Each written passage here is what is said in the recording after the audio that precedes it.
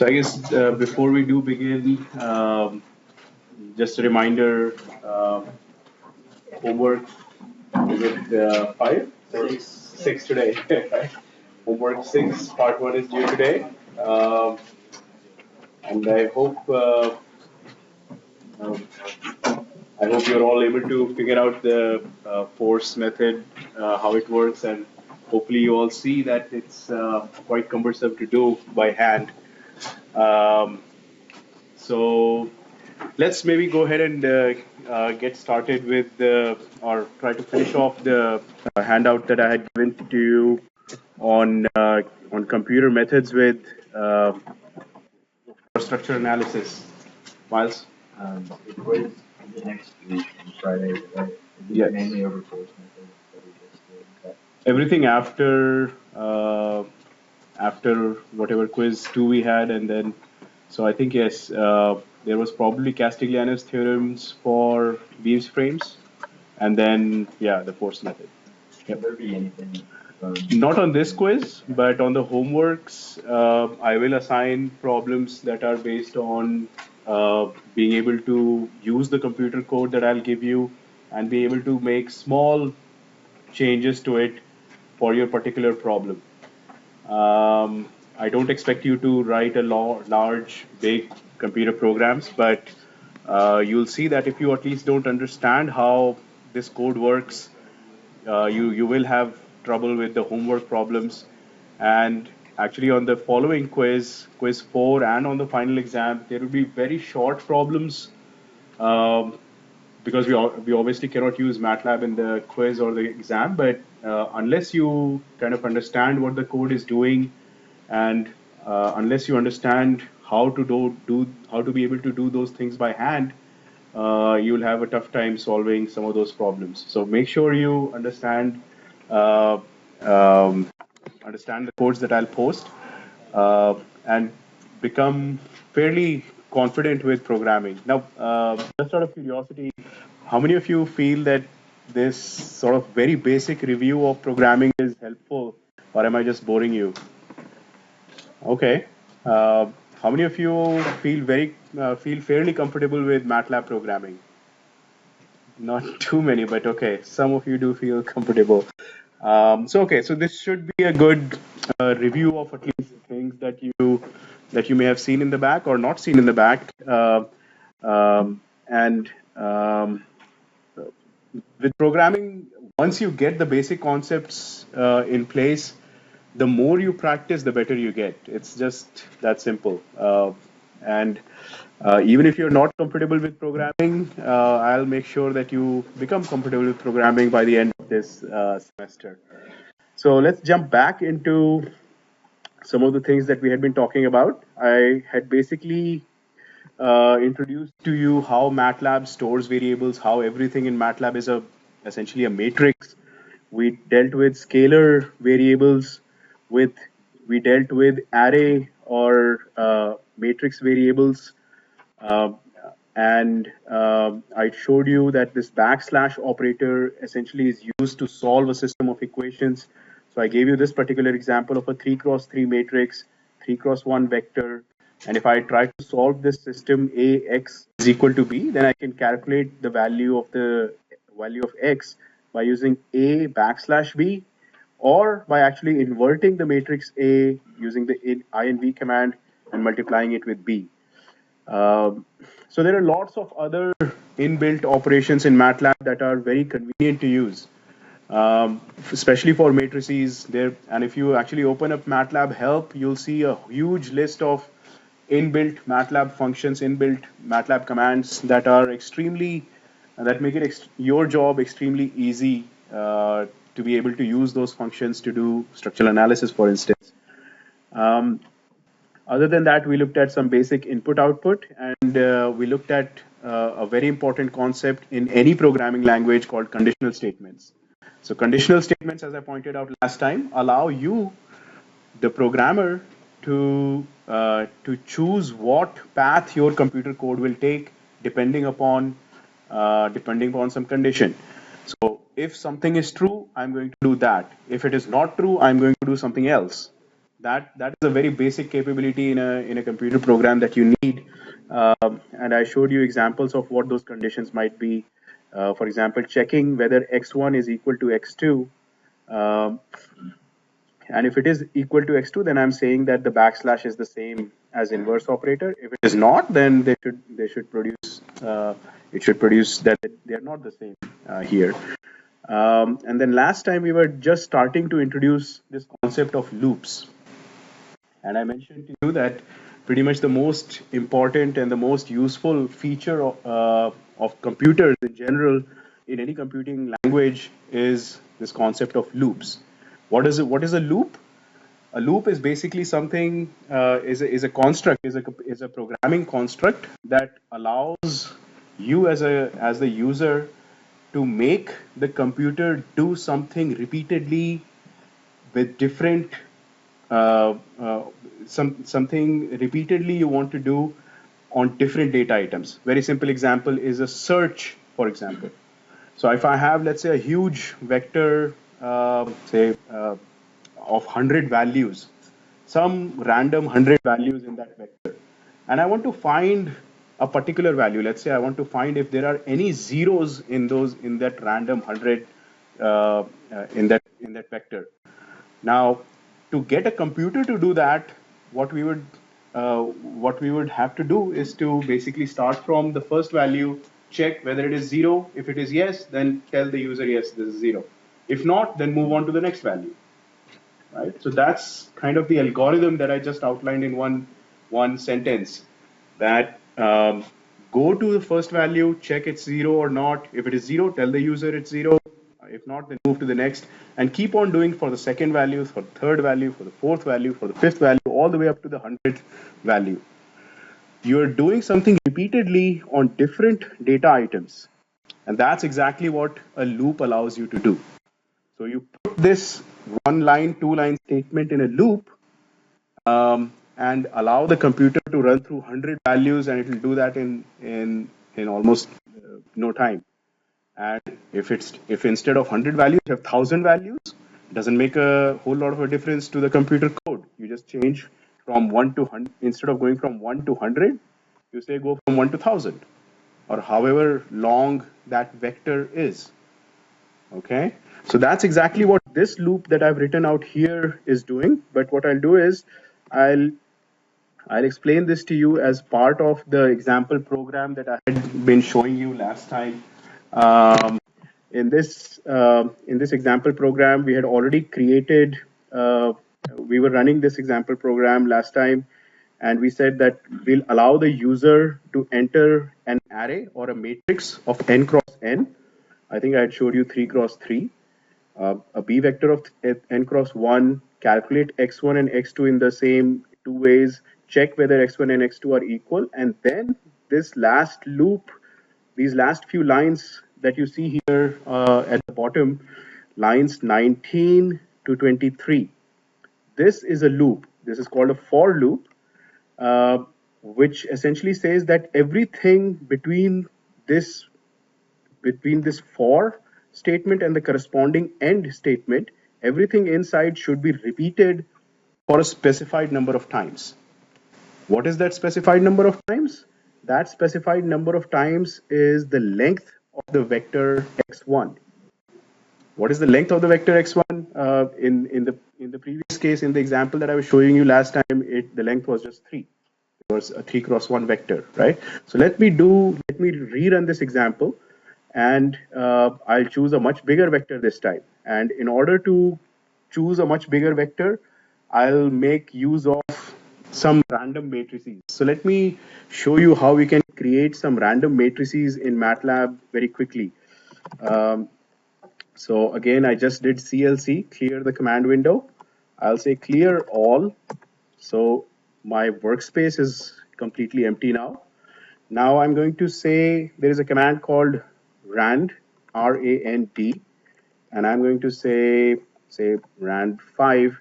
What it does is it creates a 5 cross 5 random matrix.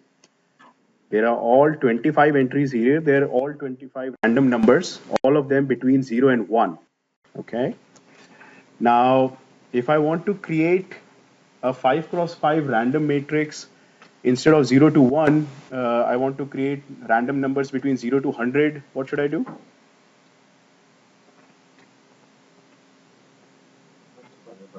Multiply this command by 100, right? So instead of saying rand 5, I'll just say rand 5 times 100.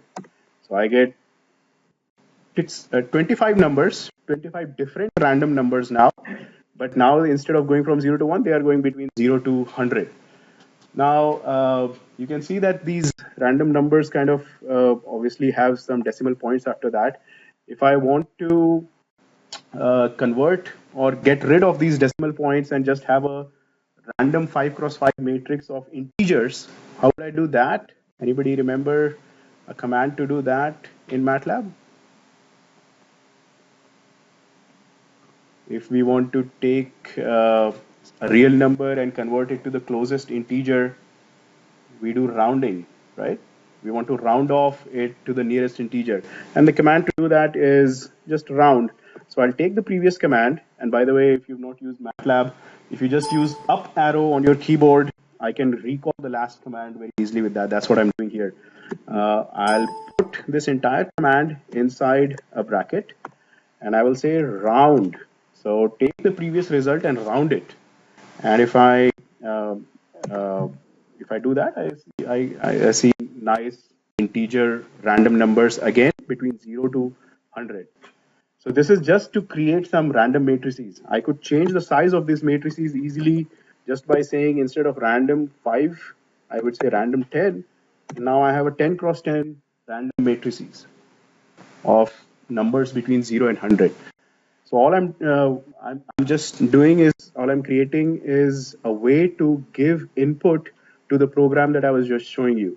So I'll use exactly this command um, to generate a random matrix A for the program that I was showing you. So let's start this program once again, and I'll put a breakpoint here um, in MATLAB, and this debugger also allows you to see exactly how your program is progressing. So place the breakpoint there. I'll click on this run button, and now MATLAB has come to this point. It's waiting for me. So I'll say step, take one step, and now it's asking me for an array. Okay, so I'll say the same command, round of 100 times rand 10. And when I do that, this was a random matrix, a 10 cross 10 random matrix that got created. And if I go back to the program and just hover my mouse over A, you can see that the value of A was just input through this input command. Similarly, now it's asking me for an n cross 1 array.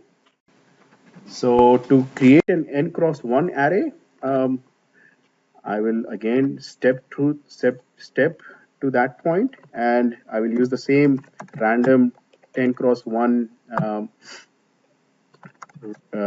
command. Instead of saying 10, I'll just say 10 comma 1 because I want a 10 cross 1 matrix and times 100. So this is a random 10 cross 1 matrix. This is a 10 cross 1 vector. At this point, I want MATLAB to compute A inverse B. So I have A, I have B, I want to find the solution. So I'll say step, and with that, MATLAB has just computed this solution. Okay. I'll also compute the solution the other way, inverse. So step one more time, and I have x2 now. And you'll see in a little bit that x1 and x2 are indeed the same, but not exactly the same. Right? They may have some small digit difference in the 14th or the 15th digit, like we saw last time. So if I execute this if statement, uh, this this statement will go into this statement does check out because the difference between x1 and x2 is very small. Therefore, these two results produce the same. These two commands produce the same result. And after displaying that they are indeed the same, you can see that it did display that output here. on the command window. And now we are getting into the loop. So in this loop, what we are trying to do, I'm saying uh, for II is a variable. It's a variable that takes values from 1, 2, 3, 4, all the way to however number of times you want to repeat the loop. In this case, if I'm trying to find a zero entry in my solution, how many times should I repeat it? How many times do I need to let the loop run?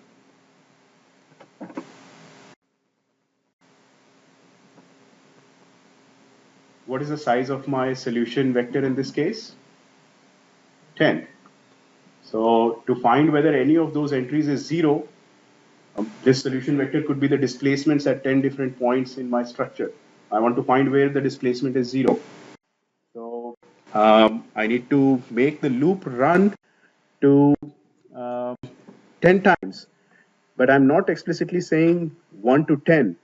I'm saying 1 to the length of x1. What is length of x1? Anybody remember that? For those of you who have taken MATLAB before? Well, there's an easy way to check it. Just go back to the command window. I'll say clear again, and length of x1. What do you think it will produce? 10. So if x1 is of a different size, I don't want to hard code 10 in there, right? That's why in my program I don't have equal to 1 to 10, which is a very common thing that I see sometimes students do. You do not want to hard code a particular value here. You want to check all the values of x1 depending upon the actual length at the time of execution of this program. So right now its value is 10, and when I do step, it now the current value of II is 1. Okay, and what it's saying is that x1 of II, what is x1 of II? Right, now the value of II is 1, so we're looking look at the first element of x1. If that is equal to 0, or this was the or operator, remember from last time, or if the absolute value of that first element of x1 is less than 10 to the minus 9, then we'll say that this is a 0 entry, right? So if I keep doing that, um, uh, if I, in this case, I think it did not go into this statement because this condition was not true. We can check that very easily. If you look at x1, the first value is 0.313, which is not zero, right? Um, and it looks like none of these values are really zero. So this loop would just run for uh, for 10 times. It will check all the 10 values. That's what it's doing right now. And at the end of the day, it doesn't find any zero values in there. And this last line simply says output x1.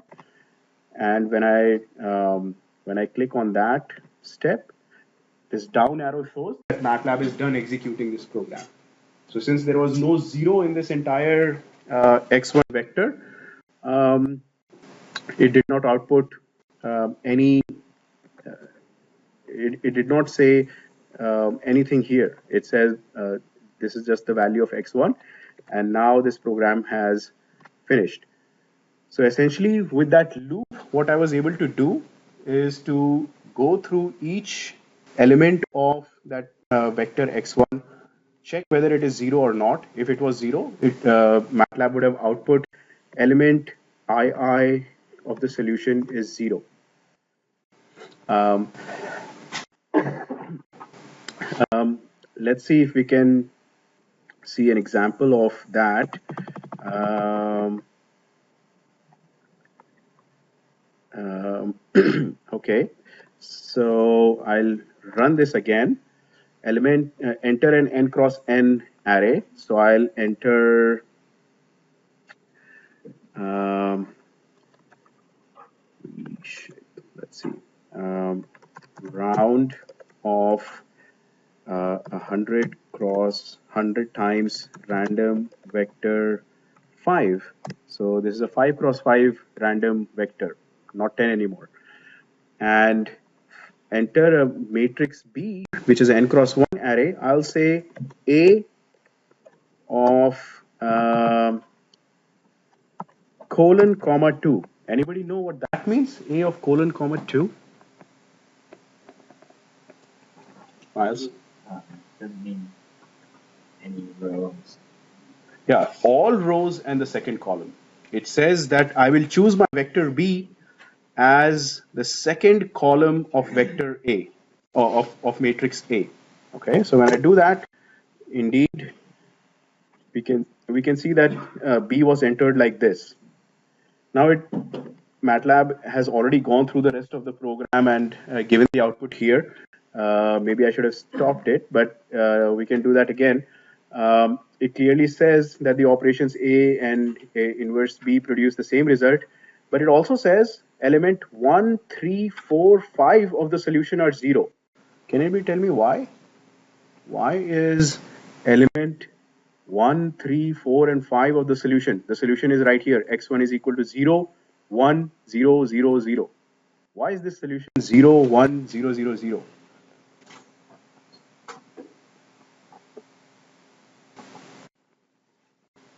There is a 1 at the second entry. Right. I chose vector B to be the second column of matrix A. So if I'm solving matrix system of equations AX is equal to B, where actually B happens to be the second column of A, then the solution X would just be 0 and 1 at the second entry because it needs to pick out the second column, and then the rest of those rows would be 0. And just to show you how this is working with the loop itself, um, I'll run it with a breakpoint here. So I'll stop MATLAB at line number 19. Up until that point, I'll let it run freely. So 5 cross 5 random matrix. Second column again, I'll pick. And now it's come to this point and it wants to check which entries are 0. So when I do a step in here, current value of I is 1. Would this condition be true or false? True, because x1 is clearly, the first entry of x1 is clearly 0. So indeed, if this is true, it should go next line here, correct? And when I press step, it indeed goes here. When I press again step, it executes that, and you can check the result on the command window. It says element 1 of the solution is 0. And if I do that repeatedly, second element is not 0, so it will skip that. Third element, you can see the current value of II now is 3. So II increases every time the for loop progresses one step forward. And as I step through, that's 3, 4, and 5. And now it will go and output an end. Okay, so loop is just that simple. It repeatedly conducts or does some operation. Okay. Um, so this was a very simple example of a loop. Let me ask you this. In general, maybe if I'm using a method of trusses or method of joints for solving determinate trusses, I get internal forces as a vector from my solution. And if I want to find the largest force among the among all of the forces, can you think of a way how you would find the largest force? Or very simply put, if I have a vector of numbers, 10 numbers, I want to find the largest number out of that. How would you do that? And Is it max?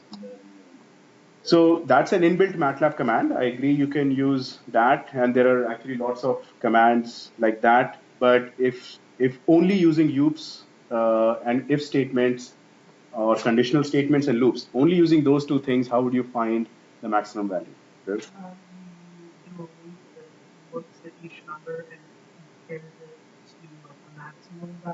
What would be the maximum value to begin with for the first element? Okay. So you, right. So here's an algorithm to find, say, a maximum out of 10 numbers. You take the first number, assume it's a maximum. Okay. And now go through the second to the 10th numbers and check whether the current number is greater than your assumed maximum. If it is greater than your assumed maximum, change the value of the maximum to the current number and um, uh, just move to the next one. If it is not greater than the current, if it's not greater than the assumed maximum, then it would be. Then you don't need to do anything. And I'll show you some other simple examples of these things with basic things like this that you can do with loops and conditional statements. Put together, loops and conditional statements are pretty much so powerful that you can solve a lot of problems with that. So let me actually now jump into the actual method of joints and try to see if we can figure out a way to um, automate this. We already know how to do method of joints for determinate trusses. There's no big deal with that. But the big deal is how do you automate it? Okay. Um, Hi, Young. Can you? Are you not feeling well? So, all right. So let's see. For method of joints, we've already outlined the algorithm last time. Draw the free body diagram of all the joints. Write the equilibrium equations for each joint. Make sure the number of equations are equal and unknowns and equations are equal, and solve. Here's three determinate trusses. Example of three determinate trusses. And if we want to solve uh, for internal forces in these trusses, that's what we are going to try to do. And I told you that what you want to do is to keep your algorithm general so that you can apply the same algorithm on truss number one here, the same algorithm on truss number two or three, and the algorithm should work and you should get the correct result for each one of those three problems. Um, um, and so in order to do that, we would have to encapsulate the information about each truss in an input file.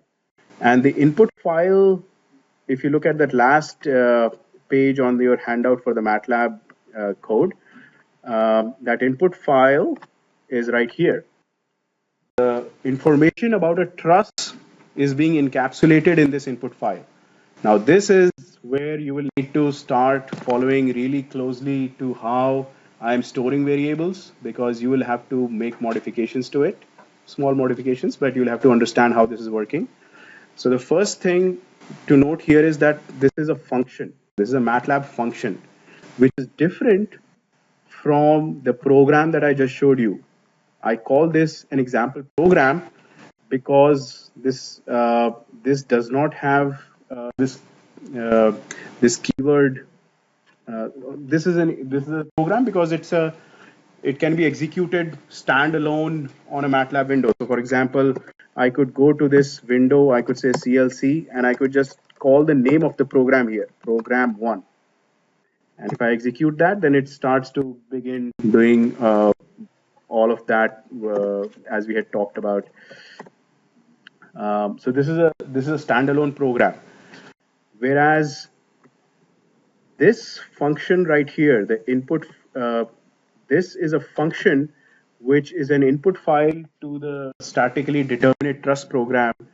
All it is doing is defining a truss.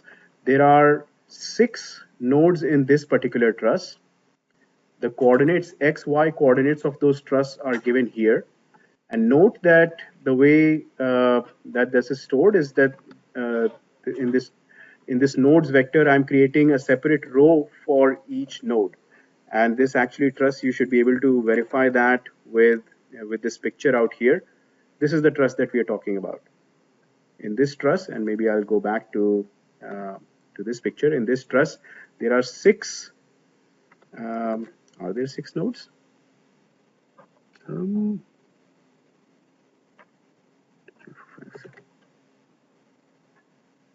there are clearly 5 nodes. So which? Oh, this is the truss structure that I'm. So let me find. Um, let me find the truss that I have up there. Uh,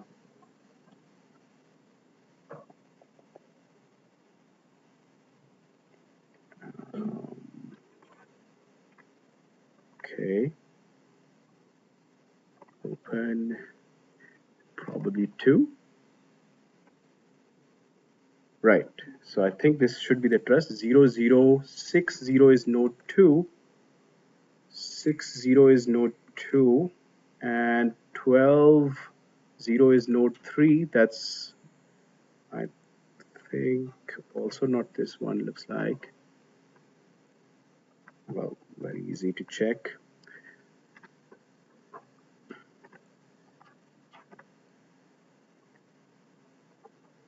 So I just execute this and see which one it is. Determinate truss. Input.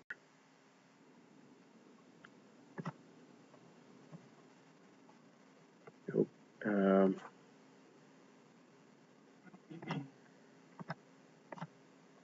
All right, so maybe what I'll do is I'll stick with the original input file that I had, this input file with 6 nodes, and that those 6 nodes are this truss problem right here, I think. Let's make sure. So we have A, B, C, D, 4 nodes at the bottom, 0, 5, 10, 15 are the x coordinates, and the y coordinates are all zeros. And then we have 5 and 10, the middle 2 x coordinates, and 5 and 5 here. So indeed, those are those coordinates of E and F. So the first 6, all the 6 nodes are given right here. There are 9 total elements in this problem.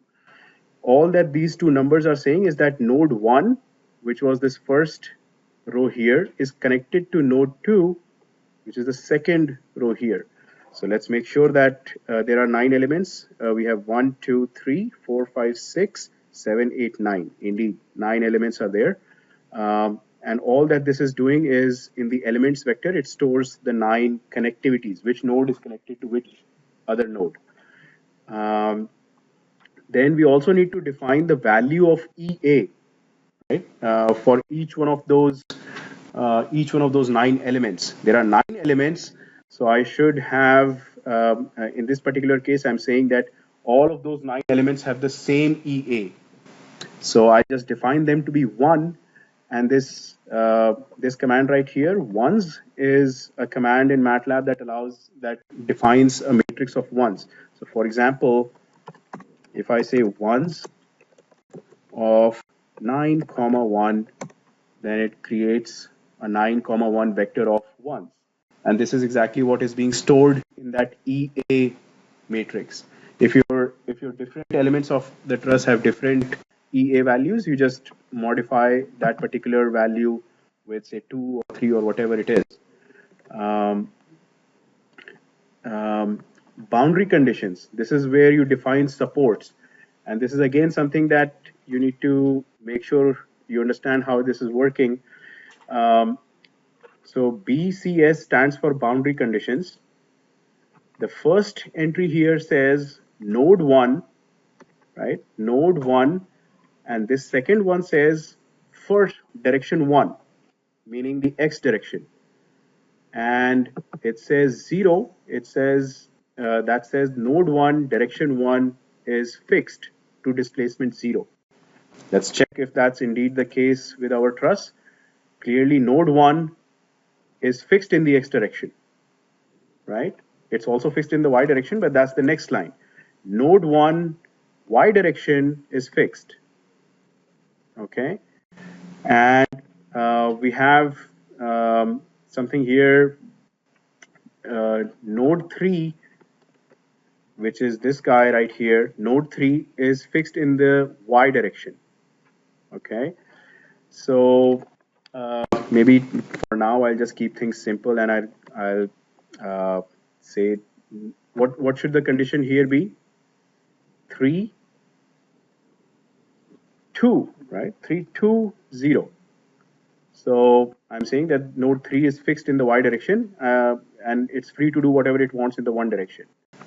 So that what I've done till now, I've defined the structure, defined the locations of those joints. I've defined what are the connectivities, where are the truss members, and I've defined the support conditions for those two things. I still have to define the load, and that's this last line here. Define the loads. This says node 2 y direction minus 50 is the amount of the load, and that clearly completely defines this first problem up here. Okay. Once I have this problem defined, this function, when uh, it will take all of those variables that we had defined in this function call, and it will return as output to whatever is the calling function. In this case, my main program for statically determinate trusses is right here, which should be the next thing in your handout, I think. So after the input file, I have this um, main program, and here's what we'll do. We'll place a breakpoint here and run through the program slowly and make sure we understand exactly how each line is working. So when I run it, MATLAB comes to this first line. Obviously, I want to do a fresh start, so clear everything. So step. Now I'm defining a tolerance for zero displacements. You remember in the previous program I showed you, I said if some number is really small, say 10 to the minus 9, then I want to treat it as 0.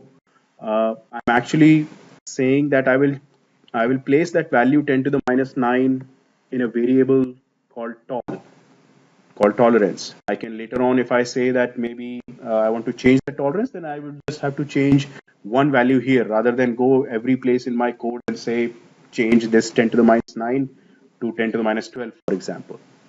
Um, by the way, this may not look like it. It says 10 to, it says 1e minus 1, 1e minus 9. What this represents is actually 10 to the minus 9. Okay, this is just a short form of writing 10 to the minus 9 in a computer in MATLAB and actually in many other programming languages. So once I step through that, you can see in the, can you tell me when I executed this line number 10 here, what change has MATLAB done? What has changed in MATLAB?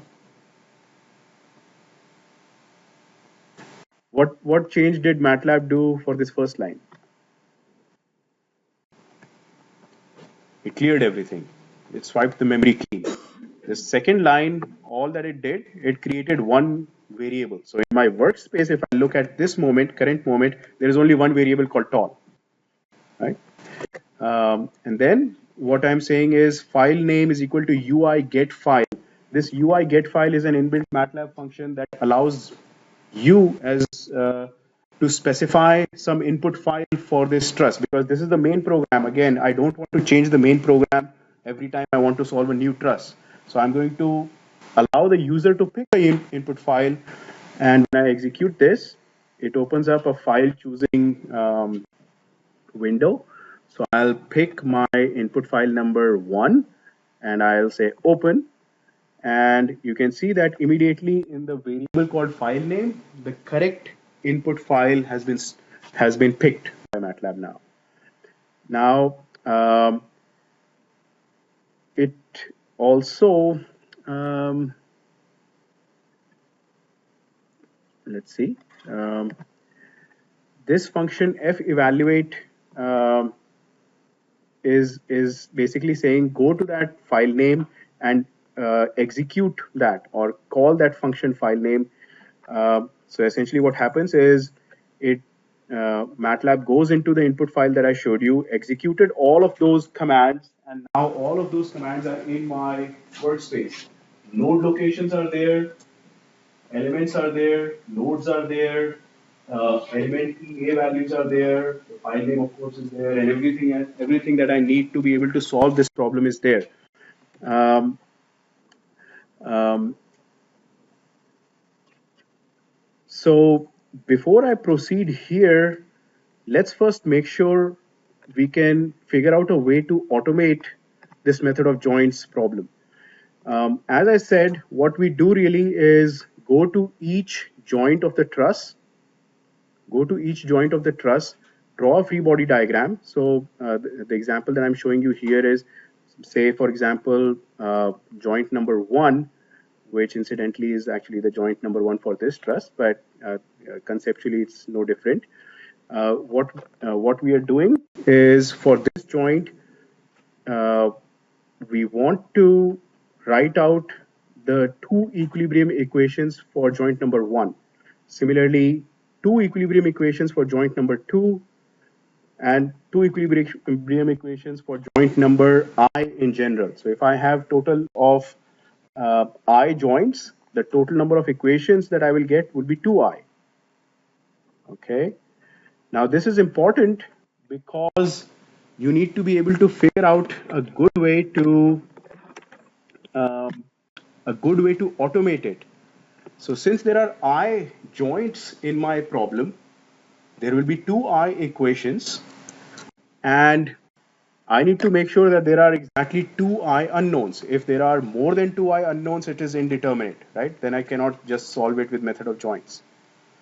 Um, so um, in this particular problem, there are five nodes. So how many total equations? 10 total equilibrium equations, right? For for these 10 equilibrium equations, how many unknowns do we have? We have two reaction unknowns at 1, one reaction unknown at 3, and there are 1, 2, 3, 4, 5, 6, 7. 7 members. 7 members, 3 reactions, total of 10 unknowns, 10 equations. We should be able to solve it. Of course, we can solve it by hand, but that's not the important thing. The important thing is, how do we get a computer to solve this problem, and not only this problem, but every other determinate truss problem? How do we automate the process of solving this method of joints? And here's how we do it. The key things to notice here are, when we write, um, say, equilibrium equations for for this joint one. Look at this joint. This joint, the computer cannot really go in and draw a free body diagram, right? What you have to realize is that node 1 is connected to this element 1. Element 1 is connected to nodes 1 and 2. Element 2 or element B is connected to nodes 1 and 3, and so on. So I do know how each element is connected to how every other node. And I will use that information to set up a general equation here. So when I look at the equation of equilibrium for a particular joint in the x direction, what I'll say here is that check whether this joint is part of a boundary condition first. Right? If this joint is a part of a boundary condition that says the x displacement is fixed, then I would have an x reaction there, correct? That's why I have 1x here.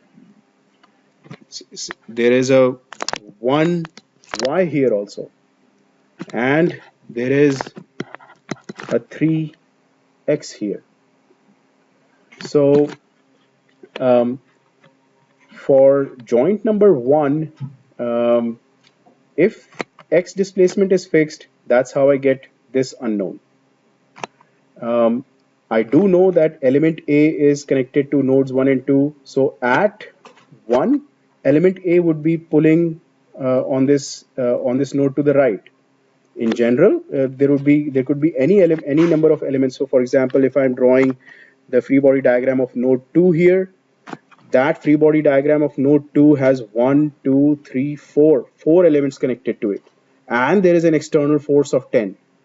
So if the free body diagram looks like this, but the computer doesn't have a way to know what the free body diagram looks like, what we can do is we can say that uh, for every element that is connected to node 2, that element is going to be pulling on node 2, assuming it's positive, right?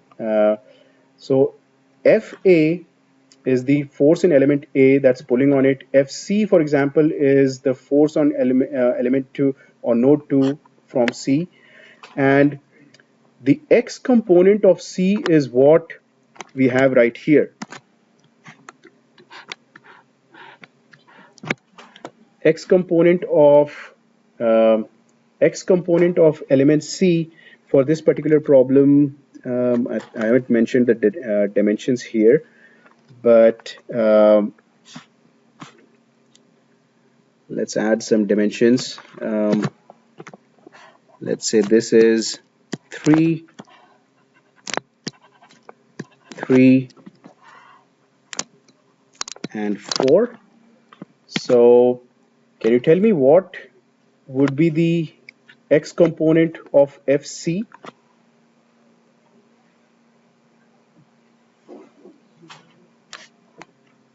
What would be the X component of FC at point 2?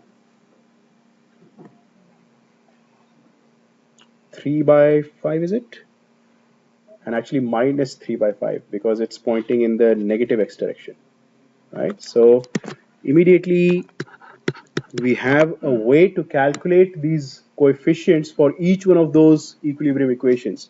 Similarly, if I go back up here, X component of FA, what would that be?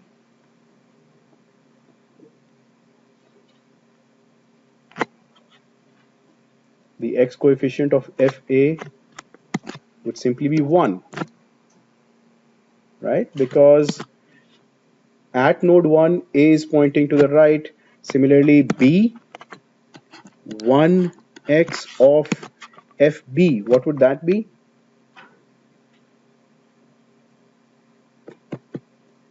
There's nothing, so it should be 0, right? So that's 0. A1y would be clearly FA is only in the x direction, so that would be 0. And B1y would be minus 1. Now, with just by doing this, just by looking at the coefficients, these coefficients, I can determine these coefficients looking at the geometry of the problem. So look at this first equation, and let's see if we have that first equation also in this big matrix that I wrote out here. 1 times FA plus 1x times that this 1 times 1x is equal to 0. Is that what the first equation says? 1x plus 1FA equal to 0. Okay. Similarly, the second equation says 1y minus FB is 0. Let's check that. This minus 1 times FB and this 1 times 1y is equal to 0. So the second equation checks out. And using this process, what we have done is created an automated way that no matter how complicated a truss you give me, we can figure out which way the element forces are pointing on each one of those nodes, and I can add them to this big matrix system. And once I have constructed this big matrix system, I can immediately solve for all of these unknowns. These would be the internal forces and the reaction forces. So we'll see exactly how to construct this matrix next time. And I think with that, I'll be done with the MATLAB introduction. And I will then expect you to go through the code in much more detail by yourself, line by line, the way exactly that I'm doing. Make sure you understand how it works, and then on the following homework, which would be after quiz 3, I'll give you some short problems, including MATLAB problems. All right, so I'll see you back on Monday, and have a good weekend.